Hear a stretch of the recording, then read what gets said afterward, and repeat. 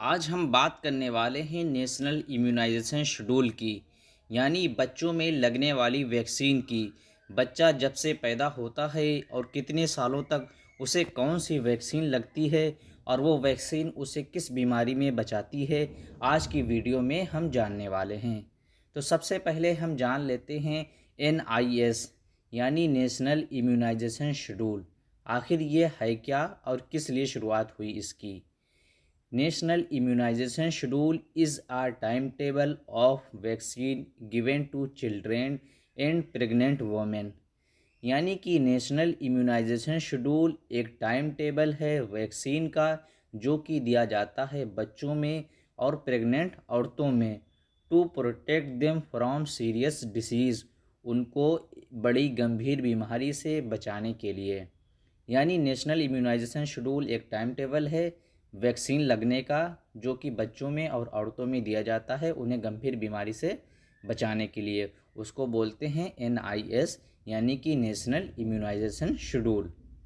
It is implemented in India under the universal immunisation programme. Bharat में इसे universal immunisation programme के तहत चलाया जाता है। Why and when did it started. आखिर नेशनल इम्यूनाइजेशन शेड्यूल को कब स्टार्ट किया गया और क्यों स्टार्ट किया गया। यानी वैक्सीन जो लगती है बच्चों को, ये कब से शुरुआत हुई इसकी और क्यों हुई।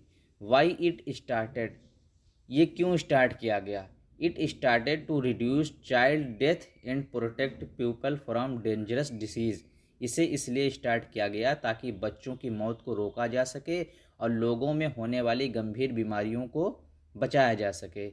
यानी बच्चों की मौत कम करने और ख़तरनाक बीमारियों से बचाने के लिए इसे शुरू किया गया। व्हेन इट स्टार्टेड, आखिर इसे कब स्टार्ट किया गया।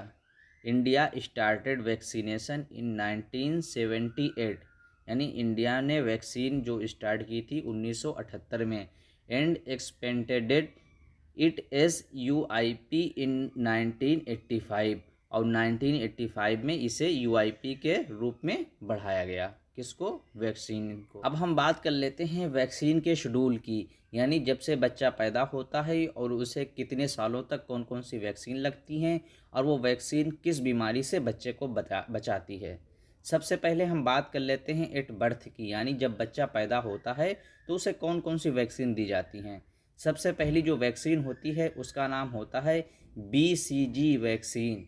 यानी BCG वैक्सीन ये किस काम आती है, प्रोटेक्ट फ्रॉम ट्यूबरकुलोसिस।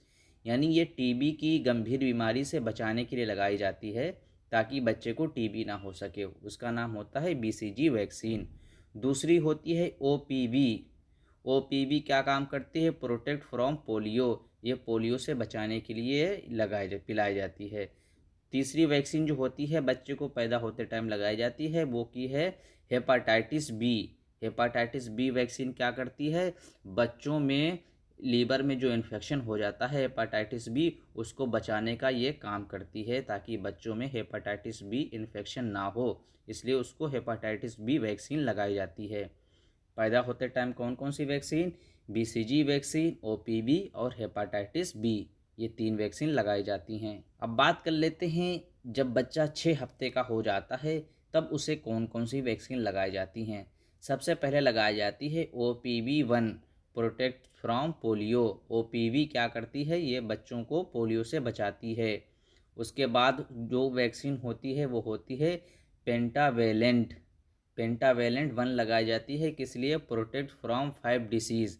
ये 5 बीमारियों से बचाती है। कौन कौन सी बीमारी, डिप्थेरिया हो गई, बूफिंग कफ यानी काली खांसी हो गई, टेटनस से बचाती है और हेपाटाइटिस बी से बचाती है और HIV से बचाती है। HIV में कौन कौन सी बीमारी, जैसे कि निमोनिया हो गया और मेनिनजाइटिस हो गया।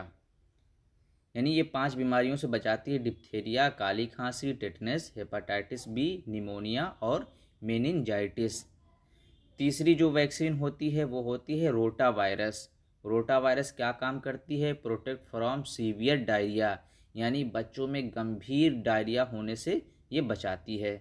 चौथी वैक्सीन जो छठे हफ्ते में दी जाती है वो होती है IPV। IPV क्या काम करती है, प्रोटेक्ट फ्रॉम पोलियो।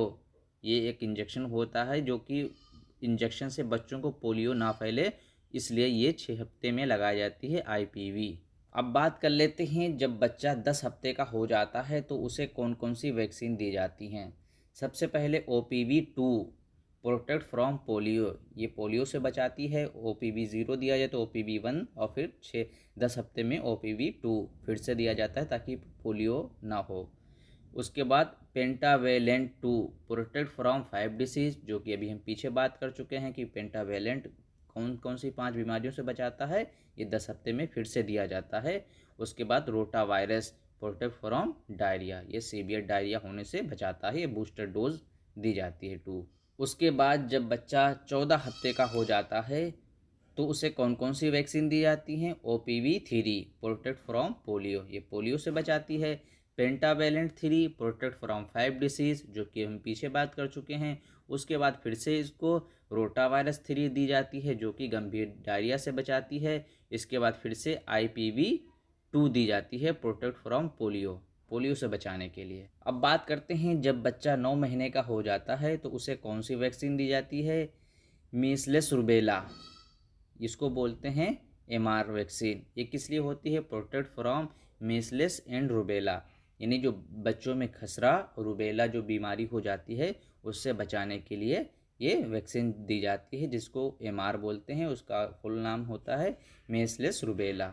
उसके बाद विटामिन A का वैक्सीन दी जाती है। क्यों दी जाती है, prevent vitamin A deficiency and improves I site, यानी ये विटामिन A वैक्सीन क्या काम करती है, बच्चों में विटामिन A की कमी को बचाती है और आँखों के लिए ये बच्चों के फ़ायदेमंद होती है। अब बात कर लेते हैं, जब हमारा बच्चा 16 से 24 महीने का हो जाता है उसके बीच में ये वैक्सीन दी जाती हैं। अगर आपका बच्चा 16 महीने का हो गया है तो 16 महीने के बाद और 24 महीने के अंदर अंदर ये वैक्सीन लगवाना चाहिए। कौन कौन सी वैक्सीन, DPT बूस्टर 1, ये क्या काम करती है, ये बचाती है डिप्थीरिया से, काली खांसी से और टेटनस से बचाती है। कौन सी, DPT बूस्टर 1।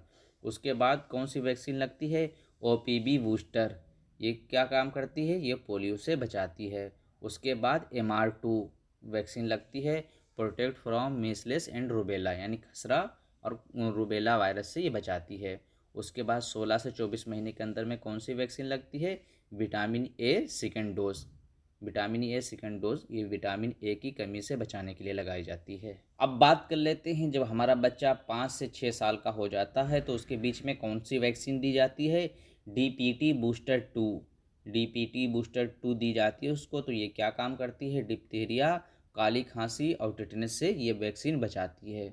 उसके बाद जब हमारा बच्चा 10 साल का हो जाता है तो 10 साल से लेकर 16 साल के बीच में जो उसको वैक्सीन दी जाती है उसका नाम है TT। उसके बाद दूसरी वैक्सीन दी जाती है TD वैक्सीन। TT यानी कि टिटनेस की होती है और TD डिप्थीरिया, ये क्या काम करती है, किस लिए होती है, टिटनेस और डिप्थीरिया से बचाने के लिए ये वैक्सीन दी जाती है। कौन सी उम्र में, 10 से लेके 16 साल की उम्र में। अब बात कर लेते हैं कि गवर्नमेंट हमारी प्रेग्नेंट वोमेन को कौन कौन सी वैक्सीन देती है। सबसे पहले TT वैक्सीन। TT वैक्सीन क्या काम करती है, protect mother and baby from tetanus, यानी माँ और बच्चे दोनों को ये टेटनस वायरस से बचाती है। जब प्रेग्नेंट कोई वुमन होती है तो उसको सबसे पहले TT1 दी जाती है वैक्सीन। उसके बाद TT2 वैक्सीन दी जाती है। सेकेंड डोज कब दी जाती है, 4 हफ्ते के बाद में। ये किस लिए दी जाती है, फॉर बेटर प्रोटेक्शन, ज़्यादा अच्छी बीमारी, ज़्यादा बेहतर प्रोटेक्शन के लिए 4 हफ्ते बाद दूसरी खुराक बेहतर सुरक्षा के लिए दी जाती है। किसको दी जाती है, प्रेग्नेंट वोमेन को। किस लिए, ताकि माँ और बच्चे दोनों को टिटनेस से बचाया जा सके। अब बात कर लेते हैं इम्पोर्टेंट पॉइंट की। Important point, vaccine are free in government hospital, यानी ये सारी की सारी हमने जितनी भी वैक्सीन की बात की ये सारी की सारी गवर्नमेंट हॉस्पिटल में क्या हैं, फ्री हैं। फॉलो प्रॉपर शेड्यूल, तो इनको अपने समय पर टीका लगवाना चाहिए, चाहे बच्चा हो चाहे माँ हो, उसको टाइम टू टाइम वैक्सीन लगवाना चाहिए। Miss dose can be taken later, अगर कोई आपकी वैक्सीन की डोज छूट गई है तो उसको आप बाद में भी लगवा सकते हैं। अब लास्ट में बात कर लेते हैं national immunisation schedule protect children from life threatening disease and saves life, यानी राष्ट्रीय टीकाकरण शेड्यूल बच्चों को खतरनाक बीमारियों से बचाता है और उनके जीवन को बेहतर बनाता है। दोस्तों, अगर आपको ये वीडियो NIS पर अच्छी लगी हो और आपको ये सारी वैक्सीन का शेड्यूल समझ में आ गया हो और आप जान गए हों ये किस बीमारी में कौन सी वैक्सीन दी जाती हैं, तो इस वीडियो को एक प्यारा सा लाइक कर दें। और हमारे चैनल में पहली बार आए हैं तो इसको ज़रूर सब्सक्राइब कर दें। आपका सब्सक्राइब करना हमें और हिम्मत देता है ताकि हम आगे से और बेहतर वीडियो बना सकें। तो चलिए मिलते हैं अगली वीडियो में, तब तक के लिए अपना ख्याल रखें।